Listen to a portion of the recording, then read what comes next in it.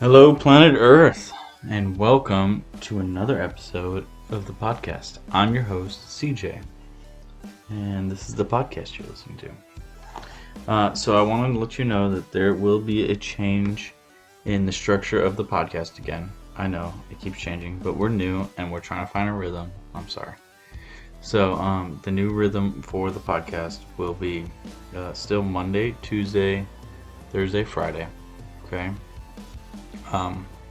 But every day that Hallie is not here to do the podcast with me, I will be talking more D&D than I was before. I'll still be doing my random NPC, and I will also be doing my dad jokes still. But I'll be talking more on books and stuff inside books, and rules and how to play and my opinion on stuff, etc. And we're going to start with Tasha's. I just recently purchased Tasha's Cauldron of Everything. This is a D&D book that just came out a couple months ago. It's one of the newer ones. And I'm very excited to have it. So let's jump in. I'm only going to be doing sections at a time, so this is going to be part one of like a million for Tasha's. And the beginning of this book is it's all optional. Now, this book does have 4 chapters. First chapter is subclasses and stuff for the player's handbook and all that good stuff. There's also chapter 2, which is patrons for adventures and stuff for the groups, which is really cool. Chapter 3 is magical options. It's new spells and spellbooks, artifacts, and fuse tattoos and all that stuff. Chapter 4 is more stuff for the DM. More rules, more like little things you can add, some puzzles and stuff like that. So it's going to be fun to go through all this with you. We're going to start with the beginning. It's all optional. Now these are 10 rules that are in Tasha's that I guess really need to be specified, that everyone argues about, or everyone does this or does that, and it just gets annoying quick. Most of these I've had arguments about in my games. Either being a new player or dealing with new players or something, and I'm just glad they have it written down. Again, these are optional, so you don't need to use them. I'm just glad they're written down so that other people you can like say, look at rule 6 or look at rule 1 for Tasha's. They added it to the game. So rule 1, the DM educates the rules. The rules of D&D cover many of the twists and turns that come up in play, but the possibilities are so vast that the rules can't cover everything. When you encounter something that the rules don't cover, or you're unsure how to interpret a rule, the DM decides how to proceed, aiming for a course that brings the most enjoyment to your group as a whole. To your whole group. Everyone. Now, this is, don't argue with the DM. The DM is the guy in charge. Most of the time, he's going to know the rules. He's going to know most of the rules. And, he's not going to maybe have them all memorized or anything. But he's also the one that interprets the rules. So don't be one of those. This is basically saying don't be a rule Nazi. Is basically what this rule is saying. Whatever your DM says goes. And I like to add to this rule because this is a rule that I use in my games, especially in the last couple of years. I always try to say it off the bat. We're gonna have differences. I'm DMing this game, okay? We're gonna have differences. Me and my players. No matter what, we're gonna have differences. That's okay though. It's okay for you to have differences with me. Just keep your mouth shut until the end of the game. If you don't like a call I made or anything, it's fine. You don't have to. Talk to me after the game though. Don't talk to me during the game because it's just gonna cause an argument. We're just gonna go back and forth. And I was making a call in the heat of the moment, so don't argue with me. I don't care if you know the rules. I don't care how well you know the rules. I don't care. I made a call. Go with the call until the end of the game. Then talk to me. Most DMs don't even let you talk to them. This is not even saying talk to your DM after the game. This is saying the DM educates the rules. He is in charge of the rules. Go with what your DM is saying. Don't argue with him. You're making the game less fun for him. You're making the game less fun for yourself. You're making the game less fun for everyone who's not in that argument also. Just don't do it. Don't sit there and cause an argument just for argument's sake. Okay? It's not cool. Rule number 2. Exceptions supersede general rules. I love this rule. The general rules govern each part of the game. For example, combat rules tell you that melee weapons use strength and ranged weapons use dexterity. That's a general rule, and a general rule is in effect as long as something in the game doesn't explicitly say otherwise. The game also includes elements, class features, spells, magic items, and monsters, and stuff like that. It literally says and the like. That sometimes contradict the general rule. When an exception and a general rule disagree, the exception wins. For example, if a feature says you can make a melee weapon attack using charisma, you can do so, even though that statement disagrees with the general rule. I love this. I love this so much because there's so many times in the game where it's like, oh, this says this and this says that. Which do I do? I don't know. Always use the exception. I don't care what it is. I don't care what it is. Go with the exception. Do not. This helps DMs. DMs, listen to me. Listen. Are you listening to me? I know you hear me. I know it. I know you hear me. Go with the exception. Go with the exception. Turn your mic up. No, I don't need to. Turn your headphones up. Listen. Go with the exception. Go with it. The exception. Go with the exception. Rule 3. Advantage and disadvantage. This is an argument that will always happen no matter what. I'm so happy they put it in here. But stop arguing. Even if more than one factor gives you advantage or disadvantage on a roll, you only have it once. And if you have advantage and disadvantage same roll, they cancel each other out. I thought this was common freaking sense, people. Come on. You cannot have more than one advantage and you can't have more than one disadvantage. I don't know what DM is saying, oh, you can roll 17 times for advantage, or you have to roll, okay, you take that disadvantage, now roll again with another disadvantage, take the small. No, you have it once. You don't get to stack advantage and disadvantage. You don't get to carry it over to your next roll. You have it once per roll. That's it. Just one advantage per roll. And obviously, if you have advantage and disadvantage, they cancel each other out. You just roll once. You don't roll more than once. You just roll the one time. Who is thinking, oh, I have advantage and disadvantage. I need to roll, 3 times and take the middle number? You just roll the one time. You don't need to roll 3 times. You don't need to roll 4 times.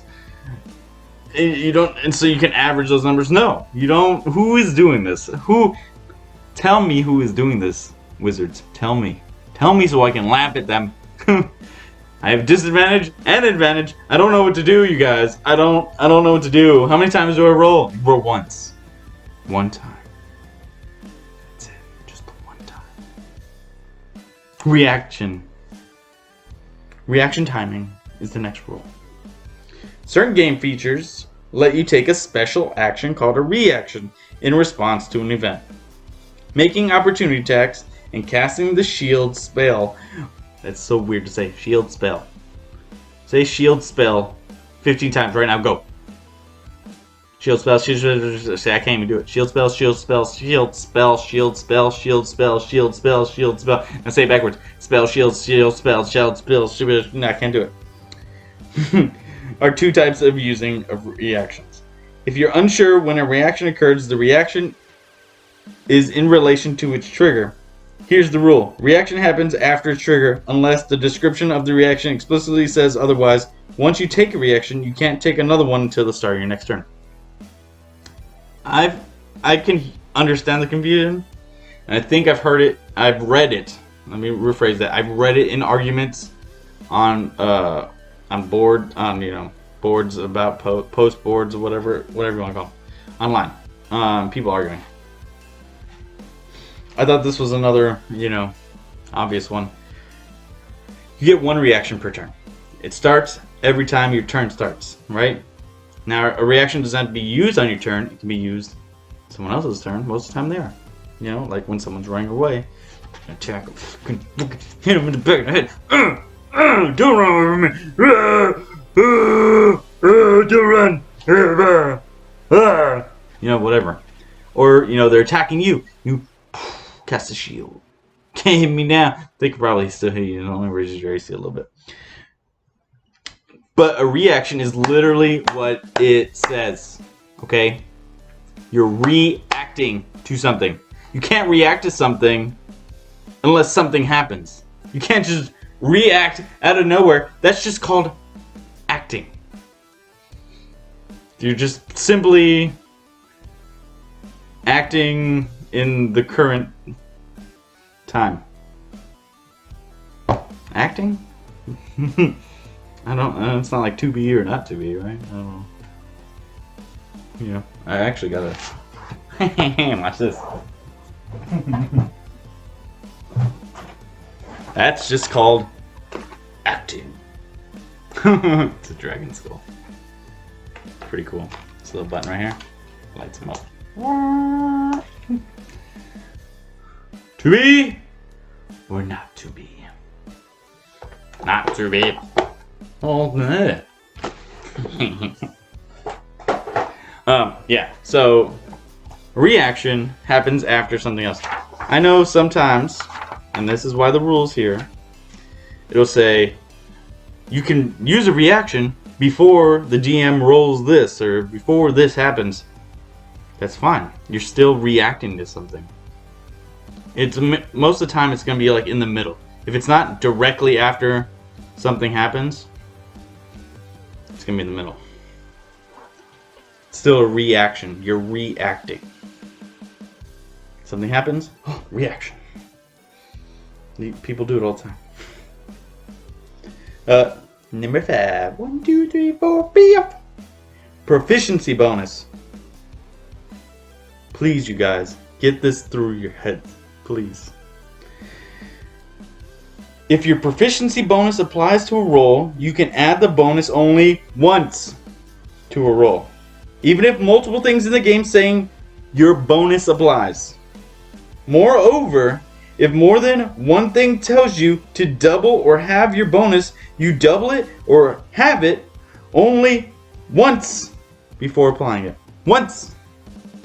Whether multiplied, divided, or left at its normal state, the bonus can be used only, say it with me, that's right, once per roll. Per roll. I don't care. You cannot stack them. I don't care. No. Stop trying to stack everything. Stop it. Stop trying to say, oh, this lets me do this. This lets me do this. Look at this feature. Look at this feature. Look at this weapon. No. Once. You only get to double it once. You only get to have it once. Once. Stop trying to break everything. Once. Oh, this one pisses me off. This one I thought was in the rules, but I guess it's not. Rule number 6. I am not a president. If you want to cast a spell that has a casting time of 1 bonus action, remember, you can't cast any other spells before or after it on the same turn, except for a cantrip with a casting time of 1 action. Okay? So, pay attention. You can only use 1 leveled spell per turn. I don't care if it's fast. I don't care if it's normal. I don't care what. Once per turn. Once per turn. That's including your reaction. Only 1 spell can be used per turn unless you're also using a cantrip. A cantrip is a level 0 spell. Most of the time, those are going to have a 1 action. Most of your leveled spells will be the bonus action spells. Or, if you're a sorcerer, you can speed it up. and quicken your spell and make it a bonus action. So you can cast Fireball and Firebolt. No biggie. You can do that. You can do that. That is fine. Stop trying to cast many leveled spells at once. You cannot do that. That is not a thing. Get over yourself. Speaking of getting over yourself, concentration is number 7. Brain power. Think about it. You're playing a PC. You only have one brain. You can only concentrate on one thing at a time. As soon as you start casting a spell using a special ability that requires concentration, your concentration on another effect ends instantly. Oh, CJ, but what about multitasking? You're allowed to multitask, buddy. I give you permission to multitask, but that's not concentrating on multiple things. I am concentrating on you, but I'm still casting a second spell over here. See how I can do this? My brain power, all my focus, my concentration, in other words, is on this concentration spell. It's not over here on this concentration spell while I'm doing this concentration spell. No, you cannot concentrate on more than one spell unless you are some silly wizard that it specifically in your game says you can have more than one you can concentrate more than once. I don't care if it's an item. I don't care if it's anything. If it says it takes concentration, you can only concentrate on that one thing. You can't concentrate on more than one thing at a time. That's why it's called concentration. Stop trying to concentrate on 2 different things. Stop it. No. No. You concentrate on one thing. If you stop concentrating on that one thing and you concentrate on another thing, that first thing stops being concentrated on. It's done. It's done. No more concentration on number 1. Now that you're moved on to number 2. Stop it. Stop it. Stop it. Number 8. Temp hit points. This one's cool. Temporary hit points are cumulative. Cumulative. That word does not taste good in my mouth. If you have temporary hit points and receive more of them, you don't add them together unless a game feature says you can. Instead, you decide which temporary hit points to keep. Now this has been an argument in some of my games. Not games that I've DM'd, games that I was a player in. But you can tell how long ago that was because I haven't been a player in a long time. I miss those days. Back when D&D was still new. To me. Yeah, so temp hit points. Like, say this magic item gives you temporary hit points if you use an action or a bonus action, right? Boom, got 10 hit points. Now the paladin uses a skill, gives everyone 10 hit points.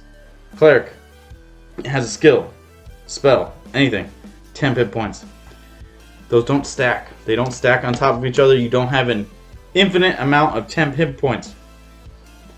You have whichever temp hit points you want from those 3 sources. Pick one. You don't get all 3. You get 1. They don't stack on top of each other, okay? I always say, go with the one that gives you the most. Right? It's fair. Makes sense. Do that one. Okay? Yeah, don't try, and if you can, try not to use things that give you 10 hit points more than once. Wait till those 10 hit points go away, and then have another thing, 10 hit points, come up. They don't stack though. Rule number 9. Bow, bow, bow. Bow, bow, bow. You round down.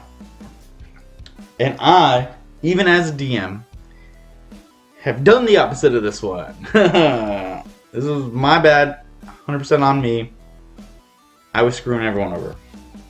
Whenever you divide or multiply a number in the game, round down if you end with a fraction, even if that fraction is half or greater. It doesn't matter if it's 10 11ths. You know, you round down. I've always been the kind of person that rounded up. That's what I always did. I always rounded up. So, say you only take half damage, right, on something, and you roll your damage. and that damage is only 1. So you roll real low, you roll 1 damage, and that person has to take half damage. That half damage, right? That half damage is only 1. It's not anything else but 1.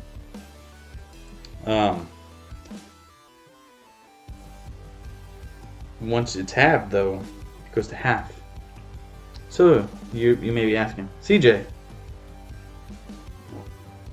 if my player saved and he takes half damage, but the damage is 1, what's half of 1? It's half. Okay? Yeah. You can't just take half a damage point away from your players. So you round down. You round down so they take 0.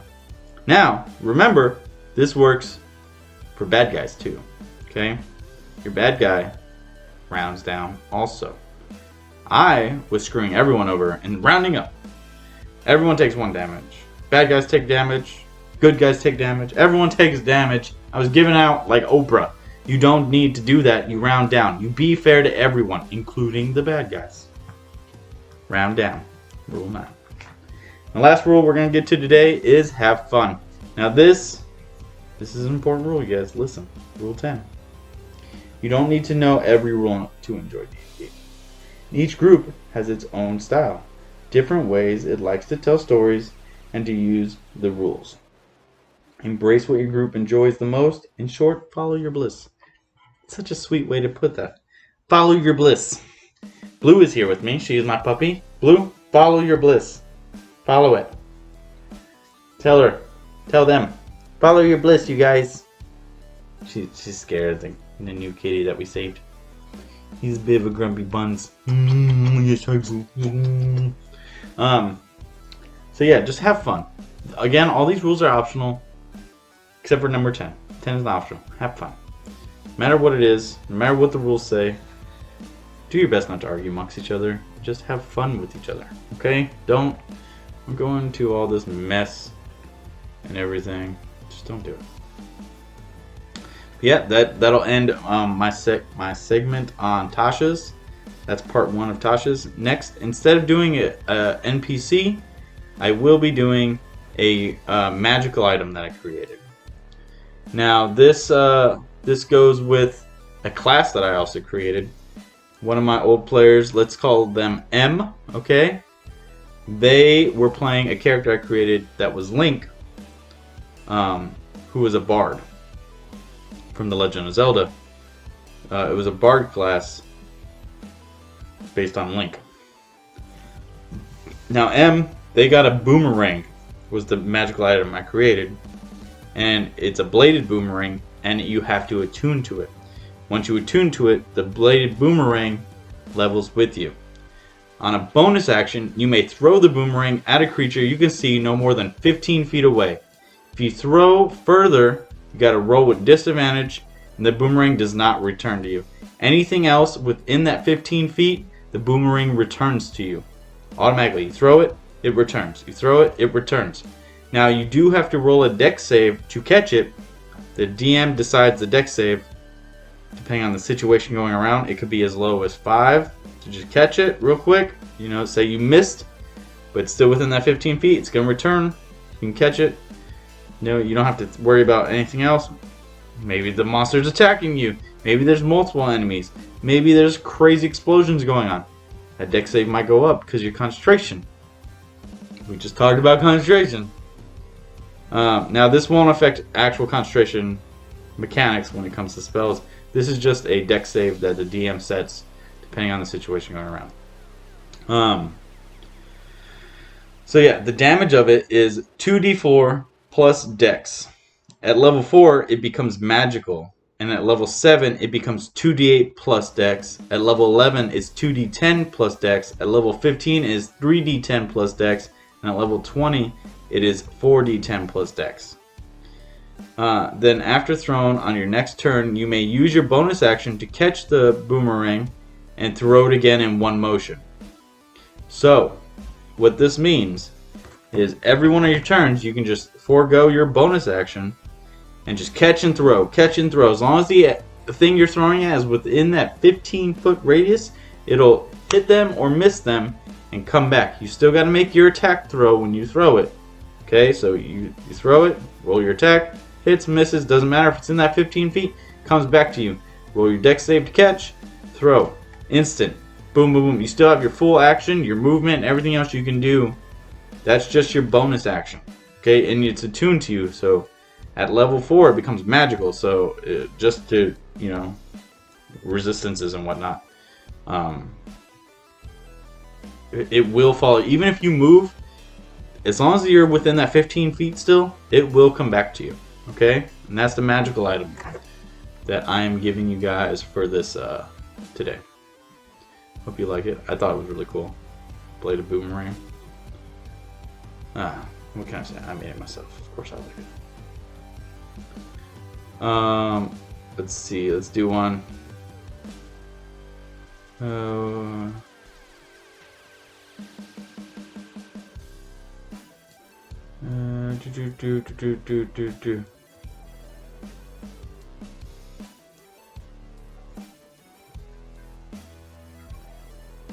These are some really cheesy jokes.